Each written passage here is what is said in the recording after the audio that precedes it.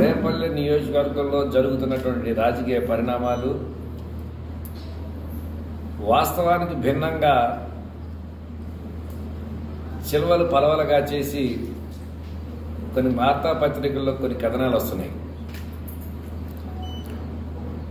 దాంట్లో ఏదో సామెత అంటారు, కందకు లేని దురద కత్తికి వచ్చినట్టు. మీకు ఎంత దురద పడితే మీరు గోక్కోండి, కత్తులతో గోక్కుంటారా బ్లేడుతో గోక్కుంటారా మాకు సంబంధం లేదు. కానీ సంబంధం లేని అంశాలను, అప్రస్తుతమైన అంశాలను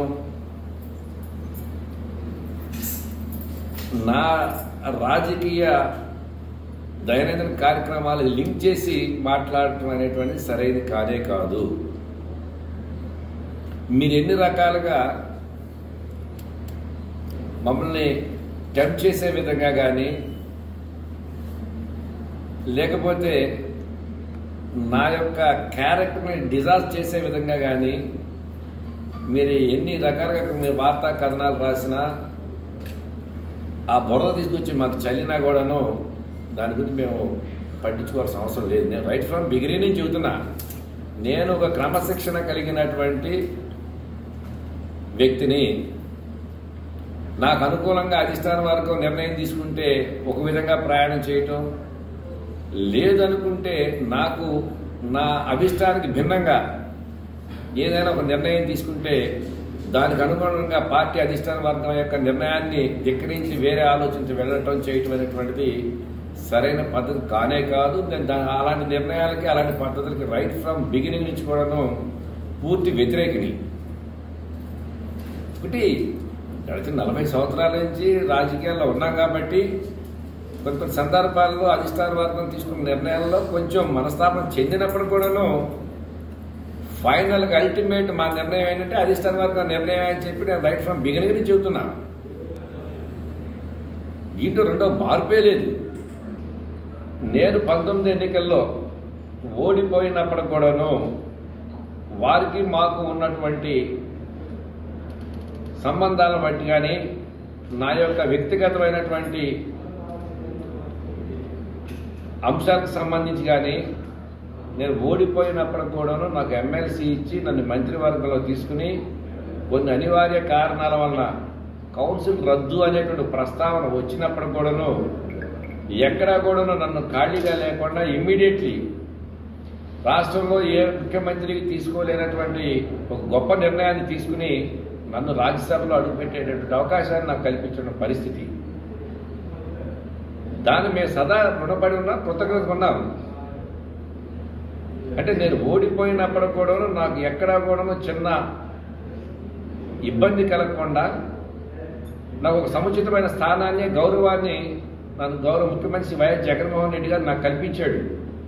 అది నా ఒక్కడిదే అనుకోవట్లే. నేను ఈ నియోజకవర్గంలో ఉన్నటువంటి ప్రతి ఒక్క వైఎస్ఆర్సీపీకి సంబంధించిన నాయకుడికి, కార్యకర్తకి, ముఖ్యంగా మా సామాజిక వర్గానికి కూడా ఆ గౌరవం లభించిందనే దాంట్లో ఎలాంటి సందేహం లేదు. నేను అనేక సందర్భాల్లో చెప్పాను. అట్లాంటి దాన్ని శాసనసభకు సంబంధించి, రేపల్లి అసెంబ్లీ నియోజకవర్గానికి సంబంధించి కొన్ని ప్రత్యేకమైన పరిస్థితులు కావచ్చు, సర్వేల సారాంశం కావచ్చు, ఏ కారణాలు లేదు. ఒకవేళ నేను రాజ్యసభలో ఉన్నాను కాబట్టి, రాజ్యసభలో ఉన్న వ్యక్తిని నాకు 3 సంవత్సరాల టైం ఉన్నప్పుడు దాన్ని తీసేసి అక్కడి నుంచి తీసుకొచ్చి మళ్ళీ అసెంబ్లీకి పెట్టడం అనేటువంటిది సరైనది కాదని కానీ, నన్ను కేంద్ర రాజకీయాల్లో నన్ను యాక్టివ్ చేయాలని కానీ, అనేక అంశాలను పరిగణనలో తీసుకుని ముఖ్యమంత్రి గారు ఈ నిర్ణయం తీసుకున్నారు. డాక్టర్ గణేష్ గారిని ఈ నియోజకవర్గ ఇన్ఛార్జిగా. సో పాత అంతవరకు అయిపోయింది. అది 2 రోజులు కార్యకర్తలు, నాయకులు కొంత స్తబ్దత ఉన్నప్పుడు కూడాను మనందరూ కూడా యాక్టివ్ అయి అధిష్టాన వర్గ నిర్ణయం ప్రకారం ఎవరైతే గణేష్ గారు క్యాండిడేట్ అభ్యర్థిగా నిర్ణయం చేశారో వారి యొక్క విజయానికి తోడ్పడాలనే ఉద్దేశంతో మేమందరం కూడా కార్యరూపంగా సన్నద్ధం అవుతున్నాము. కొంత ఆ వ్యాక్యూమ్ వచ్చింది కానీ దాన్ని కరెక్ట్ చేసుకోవడానికి నాకు టైం పడుతుంది.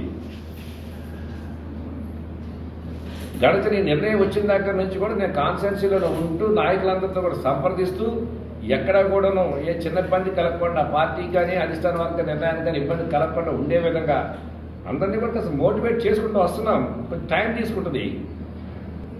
రాజకీయాలలో ఉన్నప్పుడు కొన్ని సందర్భాలలో, ఎందుకంటే అక్కడ కొన్ని అంశాలు వచ్చిన ప్రస్తావన వచ్చింది కాబట్టి కొన్ని సందర్భాల్లో అవసరం అనుకుంటే మనకు నచ్చకపోయినప్పుడు కూడాను నాయకులు తీసుకొచ్చినటువంటి అంశాలని ఆ సమస్యను పరిష్కారం చేయడానికి కొన్ని సందర్భాల్లో కొంచెం ఇబ్బందికరమైన పరిస్థితులు వస్తున్నాయని చెప్పి అన్నమాట. నేను వాస్తవం అంటే నేను క్యారెక్టర్తో బతికిన వ్యక్తి. నేను ఆ సందర్భం ఎలా వచ్చిందంటే కమ్యూనిస్టు భావాలు అక్కడ జరుగుతున్న పరిణామాలకు సంబంధించిన దానిపై చర్చ వచ్చినప్పుడు నేను కూడా స్టూడెంట్ ఆర్గనైజేషన్స్లో ఈ కమ్యూనిస్ట్ రిలేటెడ్ ఆర్గనైజేషన్లో వర్క్ చేసిన వాడిని.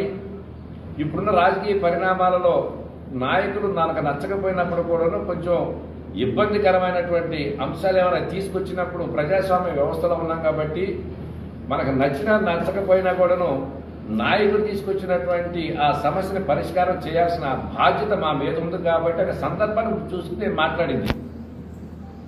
అంతేగాని గణేష్ గారు ఏదో అభ్యర్థిగా నిర్ణయం చేస్తే అదేదో నచ్చలేనట్టు, నాకు నచ్చనట్టు, సారీ నాకు నచ్చలేదన్నట్లు, ఆయన కోసం పనిచేయడానికి నేనేదో మనస్సంపును పనిచేస్తున్నట్టుగా అర్థం వచ్చే విధంగా ఈనాడు ఆర్టికల్ ఉంది.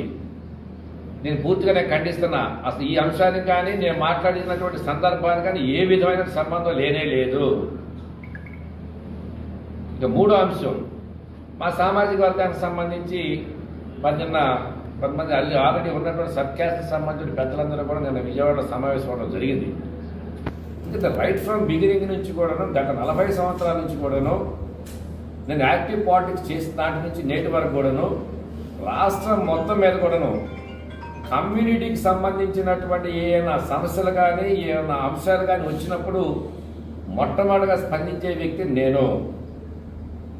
ఎవరికే చిన్న ఇబ్బంది వచ్చినప్పుడు కూడాను నా దగ్గర రావటం, నాతో సంప్రదించటం, నా యొక్క సలహాలు సూచనల మేరకు అవసరమైనంత వరకు నా సహాయ సహకారాలు తీసుకోవటం అనేటువంటిది రాష్ట్రంలో ఉన్నటువంటి మా 14 సబ్ క్యాస్ట్లలో కూడాను ఈ ఆనవాయితీ, ఆ గౌరవం అనేటువంటి నాకుంది. ఆ పరిస్థితుల్లో కమ్యూనిటీలో పెద్దగా ఉన్నటువంటి ఆయన టికెట్ రాకపోవటం అనేటువంటి కొంత మనస్తాపంతో కమ్యూనిటీ యాంగిల్లో వాళ్ళు మాట్లాడవచ్చు. కానీ నేను దయచేసి కమ్యూనిటీ పెద్దలు కూడా నేను చెప్పేది ఏంటంటే, మన యొక్క అధిష్టాన వర్గం గౌరవ ముఖ్యమంత్రి శ్రీ వైఎస్ జగన్మోహన్ రెడ్డి గారు ఏ నిర్ణయం తీసుకున్నప్పుడు కూడాను దానికి నేను శిరసా వహించి కట్టుబడి ఉంటాను. దానికి కమ్యూనిటీ కులరంగు అనేటువంటిది పోవాల్సిన అవసరం లేనే లేదు. కులపరంగా ఏదైనా ఇష్యూస్ ఉంటే మనం మాట్లాడుకుందాం. అంతేగాని రాజకీయపరమైన నిర్ణయాలకి కమ్యూనిటీకి సంబంధించిన అంశానికి ఎక్కడ కూడా లింక్ పెట్టవద్దని దయచేసి సామాజిక మార్గంలో ఉన్నటువంటి పెద్దలందరూ కూడాను కోరుకుంటున్నాను.